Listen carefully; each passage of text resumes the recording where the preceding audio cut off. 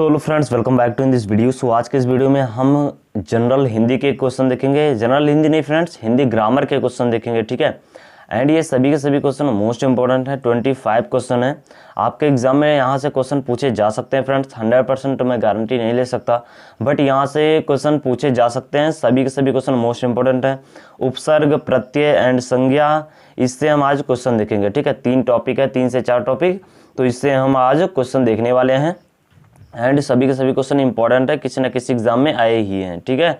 तो चलिए स्टार्ट करते हैं आज के सेशन को। एक और चीज़, आपका एग्जाम फ्रेंड्स 2 से 3 दिन बचा है, तो प्लीज़ आप तैयारी अच्छे से कर लीजिए। एक वीडियो आने वाली है जिसमें मैं बताने वाला हूं कि अगर आप जैसे इलाहाबाद यूनिवर्सिटी में एंट्रेंस एग्जाम के लिए जाते हो तो उसमें कौन कौन से डॉक्यूमेंट आपको लेकर जाना होगा, ठीक है। क्योंकि वो फ्रेंड्स बहुत ज़्यादा इंपॉर्टेंट हो जाता है। फिर अगर आप कोई भी चीज़ भूल जाते हो तो वहाँ पर प्रॉब्लम हो जाती है, ठीक है।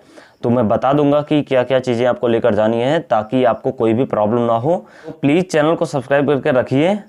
जैसे ही फ्रेंड्स वो वीडियो आपको मिलेगी, नोटिफिकेशन आपको मिल जाएगा, ठीक है। तो स्टार्ट करते हैं आज के इस फर्स्ट क्वेश्चन से। कह रहा है कि अध्यक्ष में कौन सा उपसर्ग है। उपसर्ग, देखो फ्रेंड्स मैं 2 चीज़ बता दूं। एक तो होता है उपसर्ग, ठीक है। हालांकि भी मैं ग्रामर को डिटेल में नहीं पढ़ा रहा हूँ। मैं जब पढ़ाऊंगा फ्रेंड्स तब आप देखना अच्छे से, बहुत मजा आएगा। उपसर्ग एंड एक होता है प्रत्यय, ठीक है। एक होता है प्रत्यय। तो प्रत्यय जो होता है वो शब्द के बाद में लगता है, ठीक है। जैसे कि उपसर्ग लिखा है तो यहाँ पर जो ये लिखा है ना लास्ट में, ये होता है प्रत्यय। एंड उप, यानी कि ये फ्रेंड्स जो उप लिखा है ना, ये होता है उपसर्ग। तो उपसर्ग हमेशा शब्द के पहले लगता है एंड जो प्रत्यय होता है वो वर्ड के बाद में लगता है। तो ये चीज़ें आपको पता होनी चाहिए कि उपसर्ग वर्ड के पहले लगता है एंड प्रत्यय वर्ड के बाद में लगता है। अब यहाँ से अगर 2 चीज़ें आपको क्लियर हो गई हैं तो यहाँ पर पूछा है उपसर्ग, तो उपसर्ग वर्ड के पहले लगता है। तो अध्यक्ष का कौन सा होगा, अधि होगा या फिर अध होगा या फिर अत होगा या फिर अध होगा। तो देखो इस टाइप के क्वेश्चन को सॉल्व करने का सबसे पहले संधि विच्छेद कर डालो आप लोग तो बहुत अच्छा हो जाएगा। तो देखो फ्रेंड्स इसका राइट आंसर हो जाएगा ना अधि, ठीक है। तो आधि मतलब फ्रेंड्स अध्यक्ष का उपसर्ग है आधि। अब आधि प्लस यहाँ पर जो कुछ भी ऐड होगा उसके अकॉर्डिंग फ्रेंड्स यहाँ पर ये अध्यक्ष हो जाएगा, ठीक है। यूपी SSC 2018 में पूछा गया। यूपी SSC 2018 में पूछा गया क्वेश्चन है। चलिए नेक्स्ट क्वेश्चन देख लेते हैं। कह रहा है कि संग्राम में उपसर्ग बताइए। अब यहाँ पर बताना है कि संग्राम में कौन सा उपसर्ग है। फटाफट से आप लोग कमेंट बॉक्स में आंसर कर दीजिएगा। मैं देखना चाहता हूँ सबसे पहले आंसर किसका आता है। फटाफट से आंसर करिएगा कि सन है या फिर सम है या फिर स है या फिर सत है। फटाफट से बताइएगा फ्रेंड्स कि संग्राम में कौन सा उपसर्ग है। देखो फ्रेंड्स, ठीक है, तो ये किसका प्रतीक है, ये होता है सम का, ठीक है। तो संग्राम में सम, इसको फ्रेंड्स आधा म का सम पढ़ेंगे, ठीक है। सम नहीं पढ़ेंगे, सम मतलब बहुत कम एम को मतलब म को यूज करेंगे, ठीक है, से म, ठीक है। इस तरीके से आपको बोलना है। तो आई होप आप समझ गए होंगे कि इसका आंसर हो जाएगा बी, ठीक है। ये फ्रेंड्स इस टाइप मतलब उपसर्ग एंड प्रत्यय अगर आप प्रैक्टिस करोगे तो ही यहाँ पर समझ में आएगा। तो बी इसका राइट आंसर हो जाएगा, ठीक है। चलिए क्वेश्चन नंबर 8 कह रहा है कि सावधानी में कौन सा प्रत्यय है। प्रत्यय पूछ रहा है, मैंने बताया था प्रत्यय मतलब पीछे वाला। नी है या फिर ई है या फिर धानी है या फिर आनी है। फटाफट से बताइएगा कि सावधानी में कौन सा प्रत्यय है।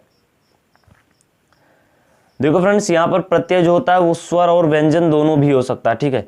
जरूरी नहीं है कि वो व्यंजन ही हो, स्वर भी हो सकता है और व्यंजन भी हो सकता है। तो ये बिल्कुल भी मान के मत चलिएगा कि साव प्लस धानी तो धानी प्रत्यय हो जाएगा। यहाँ पर व्यंजन भी, स्वर भी हो सकता है।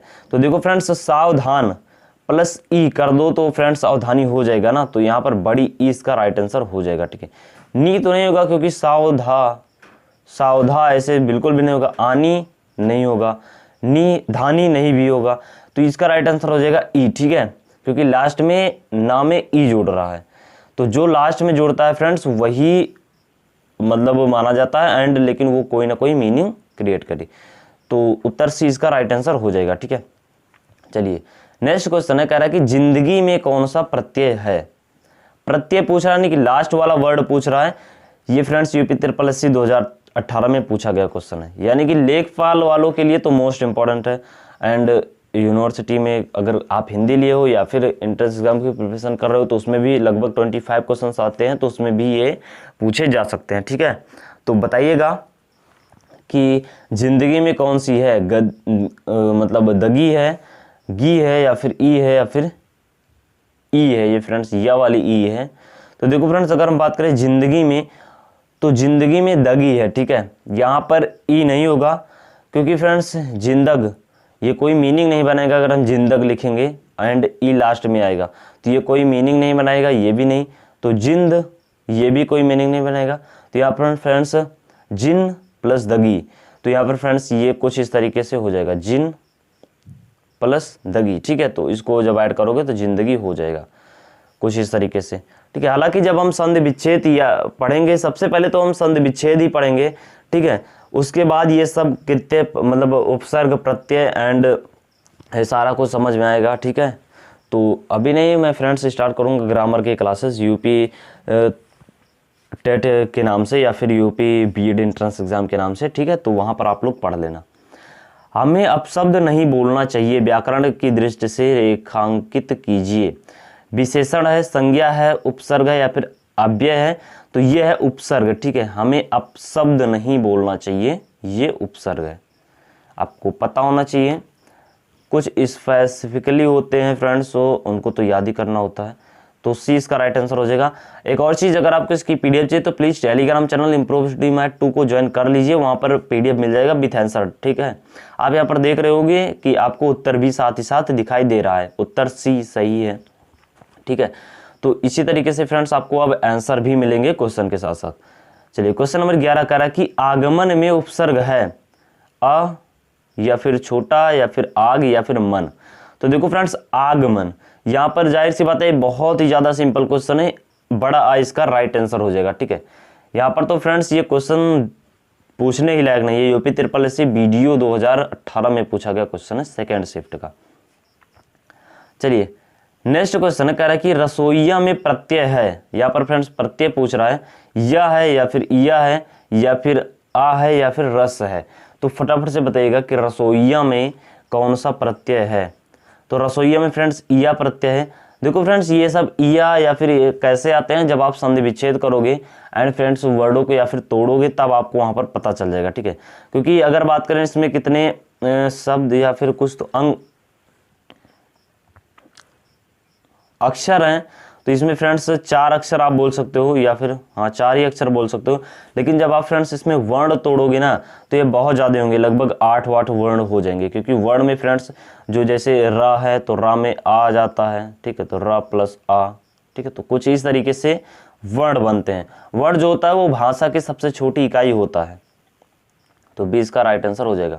उपसर्ग बताइए, अतीन्द्रिय का उपसर्ग क्या होगा, अति, अतो, अ या फिर अत। फटाफट से बताइएगा कि अतीन्द्रिय का उपसर्ग क्या है। देखो फ्रेंड्स, यहाँ पर बहुत स्टूडेंट आ कर देंगे, लेकिन आ नहीं होगा, यहाँ पर अति होगा, अति प्लस इंद्रिय होगा शायद से इसका। ठीक है, अति प्लस इंद्रिय। ठीक है, अति प्लस इंद्रिय, तो अतीन्द्रिय इसका राइट आंसर हो जाएगा शायद से फ्रेंड्स, ऐसे ही होगा। ठीक है, संधि विच्छेद में हम अच्छे से पढ़ेंगे इसको, तो फर्स्ट इसका राइट आंसर हो जाएगा। चलिए, क्वेश्चन नंबर नेक्स्ट कह रहा है कि धातु के अंत में जोड़े जाने वाले प्रत्यय है। देखो फ्रेंड्स, प्रत्यय कितने प्रकार के होते हैं, तो लगभग 10 प्रत्यय होते हैं। ठीक है, या फिर फ्रेंड्स उपसर्ग होते हैं। तो ये उपसर्ग संस्कृत में शायद से 22 होते हैं या फिर कुछ तो ऐसे होते हैं, मैं आपको बताऊंगा अच्छे से जब मैं पढ़ाऊंगा। संस्कृत में 22 होते हैं, हिंदी में 10 होते हैं। ठीक है, एंड उर्दू में 19 उपसर्ग होते हैं। तो ये आपको ध्यान रखना है। ये भी पूछ सकता है कि हिंदी में उपसर्गों की संख्या बताइए, तो वो होते हैं 10। ठीक है, चलिए, अगर हम बात करें धातु के अंत में जोड़े जाने वाले प्रत्यय, तो फ्रेंड्स ये होता है कृत प्रत्यय। ठीक है, धातु के अंत में कृत प्रत्यय होता है। कृत प्रत्यय क्या होता है, तद्धित प्रत्यय क्या होता है, क्रियाद्योतक प्रत्यय क्या होता है, ये सब हम पढ़ेंगे डिटेल क्लास में। ठीक है, अभी यहाँ पर उतना समय भी नहीं है कि मैं डिटेल में आपको पढ़ाऊँ। चलिए, वह उपसर्ग किसमें है, बदबू में या फिर बदौलत में या फिर बदनाम में या फिर बदहजमी में। तो देखो फ्रेंड्स, जाहिर सी बात है, अगर हम फ्रेंड्स इसको बा प्लस दौलत कर दें तो ये फ्रेंड्स दौलत अलग हो जाएगा, जो कि एक मीनिंग क्रिएट करेगा, ठीक है। एंड अगर हम बा को अलग कर दें तो तब भी इसका मीनिंग आएगा ही आएगा, दौलत। तो फ्रेंड्स बदौलत इसका राइट आंसर हो जाएगा, ठीक है, ऑप्शन नंबर बी। चलिए नेक्स्ट क्वेश्चन है, कह रहा कि दुकाल में कौन सा उपसर्ग है, उर्दू, फारसी, हिंदी या फिर अरबी। तो फटाफट से बताइएगा कि दुकाल में कौन सा उपसर्ग है।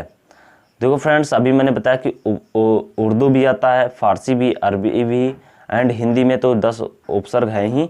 तो फ्रेंड्स हिंदी इसका राइट आंसर हो जाएगा, हिंदी में 2। तो ये फ्रेंड्स इसका 2 राइट आंसर हो जाएगा, ठीक है। सी, निम्न शब्दों में प्रयुक्त के लिए सही विकल्प चुनिए, मच्छरदानी, अनीय, अन, या फिर दानी। तो फ्रेंड्स ये तो एकदम से सिंपल सा क्वेश्चन दे दिया है, ठीक है। यहाँ पर ये सब तो कोई सेंस ही नहीं बना रहे हैं, तो दानी इसका राइट आंसर हो जाएगा, ठीक है, मच्छर प्लस दानी। निम्न शब्दों में प्रयुक्त सही उपसर्ग का चयन कीजिए, उत्कर्ण, उत या फिर उद या फिर उप या फिर अ। उपसर्ग, यहाँ पर फ्रेंड्स उपसर्ग मतलब देखो उप मतलब पहले फ्रेंड्स, तो उपसर्ग मतलब जो पहले आता है। तो कौन सा होगा फ्रेंड्स, फटाफट से बताइएगा। तो देखो फ्रेंड्स, अगर हम बात करें उत्कर्ण में, तो यहाँ पर फ्रेंड्स इसको पढ़ने में उत किस में आ रहा है, देखो उत, ठीक है, उत। इसको लिख सकते हैं आधा ता, क्योंकि ये फ्रेंड्स ता में ये जो चिन्ह लगता है, क्या हलंत बोलते हैं शायद से इसको, तो फ्रेंड्स ये उत्कर्ण बनाएगा, ठीक है। अभी मैं आगे आपको संज्ञा के भी क्वेश्चन कराने वाला हूं, प्लीज वेट करिएगा। सुशिक्षित में उपसर्ग है पर, सु या फिर उ या फिर सी। तो फटाफट से बताइएगा कि पर सुशिक्षित में कौन सा उपसर्ग है। तो यहाँ पर उपसर्ग सु है, ठीक है, सु प्लस शिक्षित। चलिए, धड़ाक में प्रत्यय है, प्रत्यय पूछ रहा है, तो यहाँ पर फ्रेंड्स देखो अक है या फिर आक है या फिर अप है या फिर ओक है। तो फटाफट से बताइएगा। देखो फ्रेंड्स, धड़ प्लस आक तो हो जाएगा धड़ाक। देखो फ्रेंड्स, जहां से आपको स्वर मिल जाए ना, स्वर यहाँ पर फ्रेंड्स क्या मिल रहा है, आक, तो यहाँ पर आक को अलग कर दो तो फ्रेंड्स आपको आंसर मिल जाएगा, ठीक है। चलिए क्वेश्चन नंबर अब यहाँ से स्टार्ट कर देते हैं फ्रेंड्स, हम संज्ञा देखेंगे, ठीक है। तो चलिए, अब ये भी इंपॉर्टेंट है, जिसे हम इंग्लिश में बोलते हैं नाउन।